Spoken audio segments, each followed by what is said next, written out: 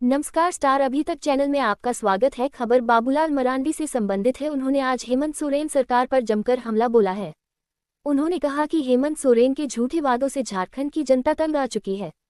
चाहे वो युवाओं को रोजगार देने की बात हो या फिर कल्याणकारी योजनाओं को लागू करने की बात हो, सभी मामलों में हेमंत सोरेन सरकार विफल रही है। उक्त बातें शनिवार को पूर्व मुख्यमंत्री बाबूलाल मरांडी ने साहिबगंज में पत्रकारों से बातचीत में कही। बाबूलाल मरांडी ने कहा कि हेमंत सोरेन विपक्ष पर आरोप लगाते हैं कि ईडी सीबीआई उनके पीछे तंग करने के लिए लगाया गया। अगर वह पाक साफ है तो ईडी का सामना हुए क्यों नहीं करते हैं। बाबूलाल मरांडी ने हेमंत सोरेन के इस बयान पर हमला बोलते हुए कहा कि वे शिबू सोरेन बनना चाहते हैं। उन्होंने कहा कि बाबूलाल मरांडी का खानदान कभी भी शिबू का परिवार के समान बनने का सपने में भी नहीं सोच सकती। शिबू सोरेन ने आज तक आदिवासी समाज को केवल ठगने का काम किया है। हमेशा आदिवासी का नहीं अपने परिवार का भला चाहा है।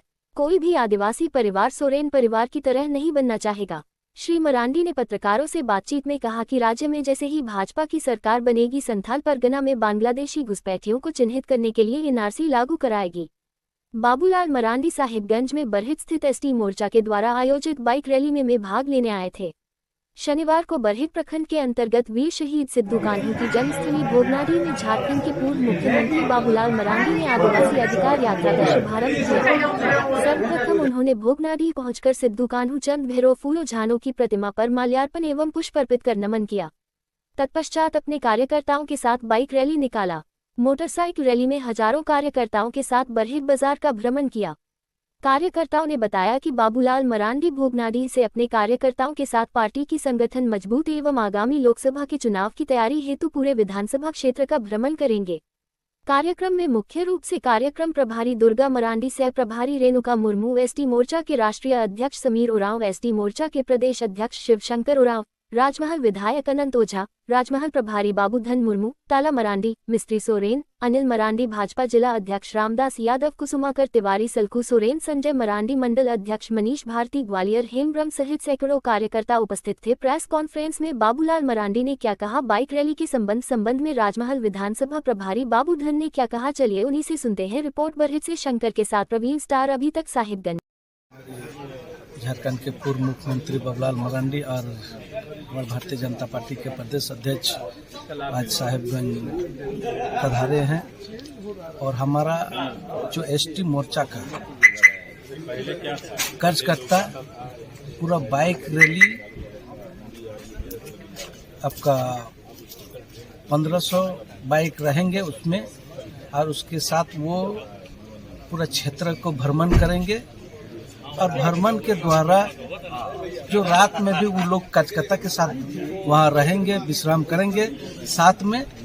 और इसका उद्देश्य है कि हमारा आदिवासी जो भाई है इन लोग का जगाना और उनका मानसिकता जो हमारे सरकार का ये है कि घर घर तक हमारा मोदी जी का जो योजना जो लॉन्च हुआ उसको घर घर तक बताना, यही हम लोग का भारतीय जनता पार्टी का जो एसटी मोर्चा का द्वारा जो कार्यक्रम निर्धारित किया गया है। यही निमित्त 2 दिन का ये प्रवास हमारे पूर्व मुख्यमंत्री और प्रदेश अध्यक्ष का है। एसटी मोर्चा का ये आज का कार्यक्रम बहुत भव्य कार्यक्रम है। आदिवासी मोर्चा का कार्यक्रम एक आदिवासी अधिकार यात्रा करके कार्यक्रम है। ये भोगनाडी से प्रारंभ होगा। आदिवासी लड़के लोग मोटरसाइकिल में रहेंगे, हम भी रहेंगे साथ में। और रूट तो मुझे याद नहीं है। सबको ध्यान में है कि अब 2024 करीब आ गया, लोकसभा का भी चुनाव है 2024 में, थोड़े अंतराल के बाद विधानसभा के चुनाव।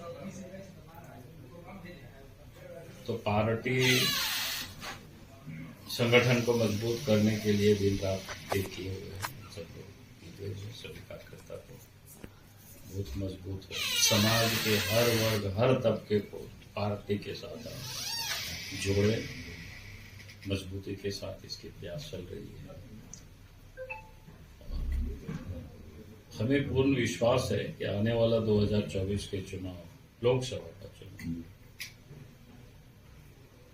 केंद्र में फिर से नरेंद्र मोदी जी देश के प्रधानमंत्री बनेंगे।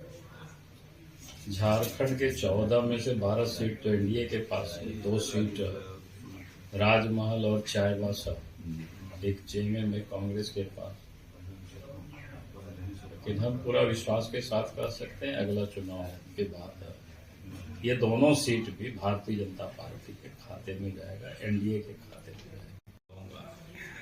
हम तो छोड़ दीजिए, हम अपने खानदान में आने वाले पीढ़ियों को भी मैं यही कहूंगा कि कम से कम शिबू सोरेन के परिवार में बात,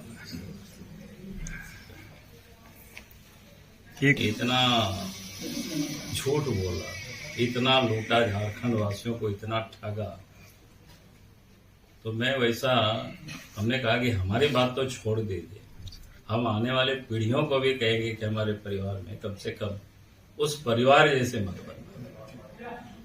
बाकी तो लोग खेत खलिहान में मजदूरी करके खा लो, खेती बाड़ी करके खा लो, जैसा हमारी बात छोड़ दीजिए। मैंने कहा कि हम अपने परिवार के पीढ़ियों को भी मैं यही बोल करके जाऊंगा कि उस जैसा मत बन। ईडी ने उनको नोटिस देते हैं और उन्होंने गड़बड़ नहीं किया है, तो फिर भाग क्यों रहा है? जाना चाहिए, उनको बताना चाहिए कि भाई हमारे पास तो ये सारी प्रॉपर्टी है, इतना ही है। तो आदमी तो तभी भागता है ना जब वो गड़बड़ किए हुए रहते हैं, उनके पास कोई जवाब नहीं है। आप अगर लूटेंगे, आप अवैध तरीके से पैसे कमाएंगे, संपत्ति अर्जित करेंगे, तो फिर ईडी तो इसी काम के लिए है। ईडी का काम क्या है? जहाँ मनी लॉन्ड्रिंग होता है, अवैध तरीके से जो धंधे होते हैं, उस पैसे को पकड़ते हैं। और मोदी जी के राज्य में इन 9.5 वर्षों में 1 लाख करोड़ से अधिक की संपत्ति को जब्त कर चुके हैं।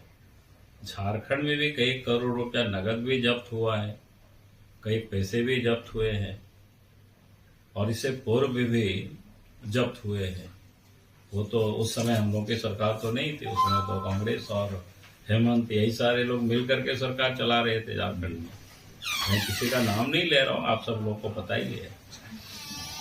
तो इसीलिए ये तो कहना, तो आज झारखंड की जनता इस बात को जान रही है। भाग क्यों रही है फिर मुख्यमंत्री? अगर गड़बड़ नहीं किए हैं तो ईडी के यहाँ शामिल होना चाहिए।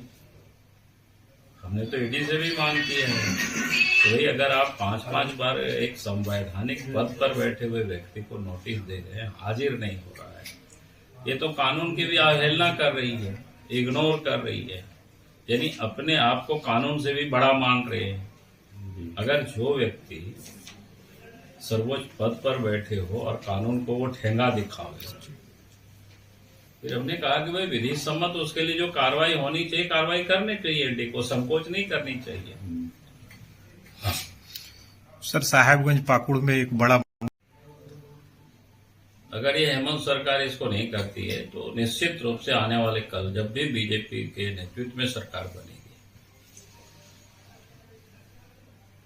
तो निश्चित रूप से संथाल परगना में एनआरसी करवाया जाएगा, क्योंकि ये तो पता चल सके कौन कब और कहां से कैसे आए, कैसे यहाँ वो वोटर लिस्ट में, कैसे राशन कार्ड में नाम चढ़ा है, कैसे उन्होंने जमीन ली।